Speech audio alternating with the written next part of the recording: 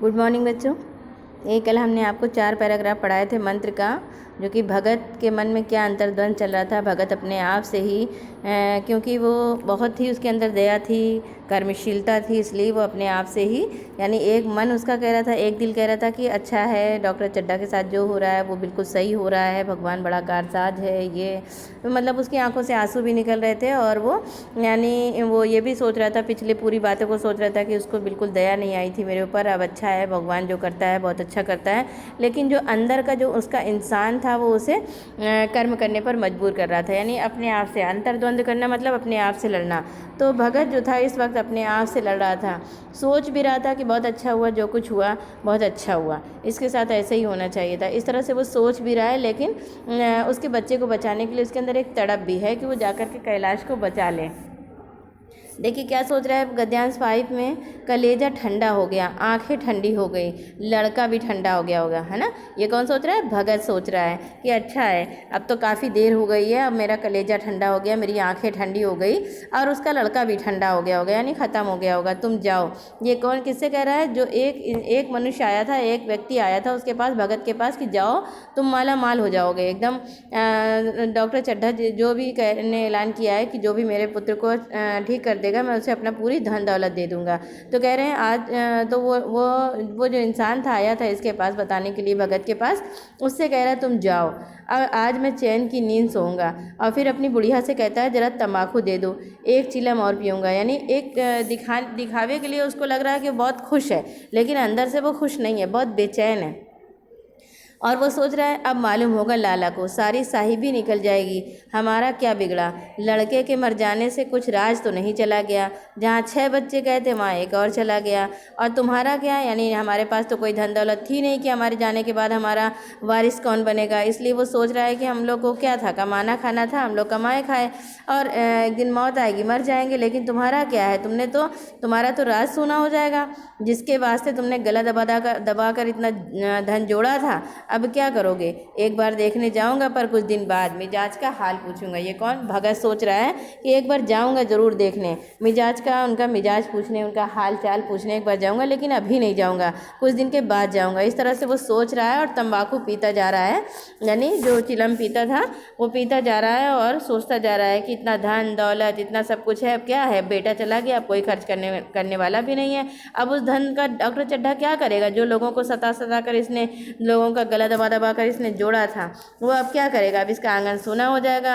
और फिर कहता है कि अभी कुछ नहीं, कुछ दिन के बाद मैं उनसे पूछूंगा जा करके कि अब पता चला कि बेटे की मृत्यु का बेटे के मरने पर कैसा लगता है, बेटे के मृत्यु का दुख क्या होता है, अब मैं जाकर डॉक्टर चड्ढा से पूछूंगा। देखिए गद्यांश 5 आपका कंप्लीट हो गया। अब देखिए गद्यांश 6। पर उसके मन में कुछ ऐसी दशा थी जो बाजे की आवाज़ में कान में पड़ते ही उपदेश सुनने वालों की होती है। चाहे आंखें चाहे उपदेशक की ओर हो, पर कान बाजे की ओर होते हैं। देखिए यहाँ पर लेखक क्या एग्जाम्पल दे रहे हैं कि इस समय भगत की दशा ऐसी हो रही थी जैसे कि, यानी कोई उपदेश दे रहा हो, मान लो कोई टीचर पढ़ा रहा है किसी बच्चे को, अचानक से बाहर से बैंड बाजे की आवाज़ आने लगती है, तो वो बच्चा क्या करता है, वो बैठा तो है दिखावे के लिए, तो अपने शिक्षक के पास, अपने मास्टर के पास बैठा पढ़ रहा है, लेकिन उसका दिल दिमाग किधर किधर लग गया है? बैंड बाजे की तरफ, उसके वो जो म्यूज़िक बज रही है उसकी तरफ उसका ध्यान चला गया है। तो यही कह रहे हैं कि आज उसकी दशा ऐसी थी कि जो बाजे की आवाज़ पड़ते ही उपदेश सुनने वालों की होती है। अभी तो हम अपने मास्टर साहब का उपदेश सुन रहे थे, लेकिन जैसे ही बाहर बैंड बाजा बजने लगा मेरा सारा ध्यान उधर चला गया। तो हम देखने के लिए तो हम अपने सर के पास बैठे हुए हैं, सुन रहे हैं उनकी बातें, लेकिन हमारा ध्यान बैंड बाजे की तरफ है। तो कान बाजे की तरफ होते हैं, और जो है आंखें हमारी क्या होती है, उपदेशक की तरफ होती हैं, हमारे शिक्षक की तरफ होती हैं। दिल में बाजे की ध्वनि गूंजती रहती है।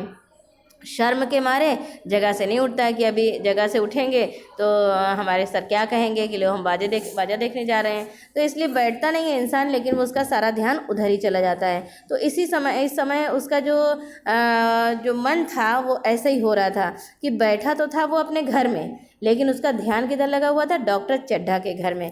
निर्दयी प्रतिघात का भाव भगत के लिए उपदेशक था। जो प्रतिघात जो है, निर्दयी उसने जो बदला लिया था, जो बदला उसका हुआ था, यानी भगवान ने बदला लिया था डॉक्टर चड्ढा के साथ, तो उसका ये वो समझ लो उसके लिए उद्देशक था, लेकिन हृदय उस अभागे युवक की ओर था। लेकिन मन किधर लगा हुआ था भगत का? भगत जो है यानी बदला लेने के लिए, तो डॉक्टर चड्ढा से बदला लेने के लिए उनको जो संतुष्टि थी, जो सुकून था, वो मिल तो रहा था भगत को, लेकिन उसका जो मन था, जैसे बाजे की तरफ मन चला जाता है, वैसे उसका मन उस अभागे युवक यानी कैलाश की ओर था, जो इस समय मर रहा था, जिसको एक एक पल जिसके लिए बहुत घातक था, एक एक पल जिसके लिए बहुत कीमती था, उसकी तरफ उसका ध्यान लगा हुआ था कि काश अगर भगत चला जाए तो शायद वो बच जाए। इसलिए भगत का मन जो है वो उसकी ओर लगा हुआ था, और बदला लेने के लिए जो था वो अपने घर में टिका हुआ, कभी डॉक्टर चड्ढा के बारे में सोचता था, कभी ऐसे सोचता था, फिर कभी उसकी तरफ उसका मन चला जाता था, उसके पुत्र की तरफ। गद्यांश 7 देखिए, जैसे नशे में आदमी की देह अपने काबू में नहीं रहती, पैर कहीं रखता है पड़ता कहीं है, कहता कुछ है जबान से निकलता कुछ है, वही हाल इस समय भगत का था, है ना। भगत का इस समय कैसा हाल हो रहा था? जैसे कोई शराबी व्यक्ति जब नशे में रहता है तो उसका अपना शरीर उसके काबू में नहीं रहता, पैर कहीं और रखता है पड़ता कहीं और है, और वो कहता कुछ और है जबान से निकलता कुछ और है। वही हाल इस समय भगत का हो रहा था। मन में प्रतिकार था, यानी मन में क्या था? बदले की भावना थी, पर कर्म मन के अधीन ना था। लेकिन जो उसके अंदर जो कर्म की भावना थी वो उसके मन का गुलाम, वो चाह रहा था कि वो जाए, वो फटाफट जाए और जाकर के कैलाश का इलाज करे। उसका एक मन यही कह रहा था, कर्म, क्योंकि वो कर्मशील था, दयावान था, जिसने कभी तलवार नहीं चलाई वो इरादा करने पर भी तलवार नहीं चला सकता, क्योंकि अगर किसी ने जब कभी तलवार चलाई नहीं, अगर वो इरादा कर भी ले चलाने का, तो क्या होता है? उसके हाथ कांपते हैं, उड़ते नहीं हैं। तो भगत लाठी खटखट करता हुआ लपका, बहुत चाहा कि वो ना जाए, लेकिन क्योंकि उसके अंदर का जो वो था दुख था, वो उसके बेटे को बचाने की जो कर्मशीलता थी वो उसको अंदर से जैसे कचोट रही थी। वो अपनी लाठी उठाई उसने, और रात में ही सर्दी का मौसम था, और वैसे ही लाठी खटखट करता हुआ लपका बहुत तेज़ी से। चेतना रोकती थी, एक बार उसका मन उसे होता था कि वो रुक जाए, ना जाए, वो जो है लेकिन फिर जो उपचेतना थी वो उसको कहती थी जाओ, यानी जो उसके अंदर का जो मन था वो उसे कहता था जाओ।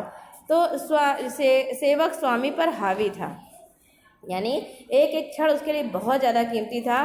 बार बार वो उसके मन में किसकी आवाज़ गूंज रही थी? जैसे बाजे की आवाज़ गूंजती कान में, उसी तरह से उसकी कैलाश का चेहरा, कैलाश की आवाज़, एक एक पल उसके लिए उसका जो मतलब मरता हुआ चेहरा था वो उसके अंदर उसके मन में उतरता जा रहा था, और वो ये समझ रहा था कि एक एक पल उसके लिए बहुत ही खतरनाक है, अगर उसने देर कर दी तो वो मर जाएगा। इसलिए वो बहुत ज़्यादा उतावला हो रहा था, और बदले की भावना को उसने अपने ऊपर हावी नहीं होने दिया, और वो चल दिया उसकी जान बचाने के लिए, उसका उपचार करने के लिए, यानी उसकी इलाज करने के लिए वहाँ पर चल दिया। अब देखिए गद्यांश 8 आ जाता है। आज उस दिन की बात याद करते, ये एकदम वहाँ तक ये जैसे ही जाता है, ये वहाँ जा कर के भगत उसका इलाज करता है पूरी तरह से, मतलब पूरी रात उसका इलाज करते करते, और वो सुबह जैसे ही सूर्योदय होता है, सूर्योदय के होते ही कैलाश उठ बैठता है, कैलाश की जान बच जाती है, और फिर वो चला आता है। यहाँ तक कि वो बूढ़ा भगत जो गया था उसने अपनी तंबाकू भी अपने साथ लेकर गया था, और जब उसको बचाने के बाद बैठता है तो अपनी तंबाकू भी अपने हाथ से ही अपने पास से निकाल कर खाता है, और एक भी पैसा लिए बगैर वहाँ से चला आता है, कुछ भी पैसा नहीं लेता। अब इतनी देर में इलाज करते करते देखते देखते डॉक्टर चड्ढा को उसका चेहरा याद आ गया था, और वो सब कुछ याद आ गया था, क्योंकि वो कुछ साल पहले वो भगत था, और वो कुछ साल पहले उनके क्लिनिक पर आया था अपने बेटे को लेकर। तो आज क्या है, अब डॉक्टर चड्ढा को बहुत ज़्यादा ग्लानि हो रही है, बहुत दुख हो रहा है। ग्लानि माने होता है दुख, बहुत दुख हो रहा है, अपने आप में बहुत शर्मिंदगी हो रही है कि वो अपनी बात प्रकट ही नहीं कर पा रहे हैं, कुछ कह ही नहीं पा रहे हैं, और कह रहे हैं कि मैं उसे खोज निकालूंगा। किसको? भगत को ढूंढ रहे हैं। भगत ने फौरन इलाज किया और वो उठ बैठा था। जैसे ही कैलाश उठ बैठा, पूरे घर में फिर से हर्ष का माहौल हो जाता है, आनंद खुशी लहर दौड़ जाती है, सब उसे गले लगाने लगते हैं। उसी बीच वो भगत वहाँ से निकल जाता है, तो और कोई उसे देख ही नहीं पाता कि वो कहाँ चला गया।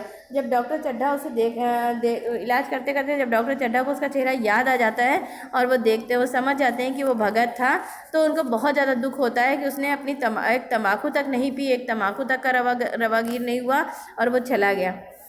तो सोचते मैं उसे खोज कर निकालूंगा, ढूंढूंगा, मैं उसके पैरों पर गिरकर अपने अपराध की क्षमा मांगूंगा। और वो कुछ लेगा नहीं, ये जानते थे वो जानते थे कि बहुत ही वो खुददार इंसान है और वो कुछ नहीं लेगा, क्योंकि उसका जन्म कैसा हुआ है, यश की वर्षा करने के लिए हुआ है। उसका जन्म हुआ है दूसरों की परोपकार की भावना करने के लिए। वो डॉक्टर चड्ढा सोचते हैं भगत कुछ नहीं लेगा लेकिन वो चाहते थे कि हम उससे मिलें और मिल करके अपने अपराध की क्षमा मांगें। जो हमने उसके लिए हमने उसके पुत्र के साथ किया था उसके लिए हम उससे क्षमा मांगे।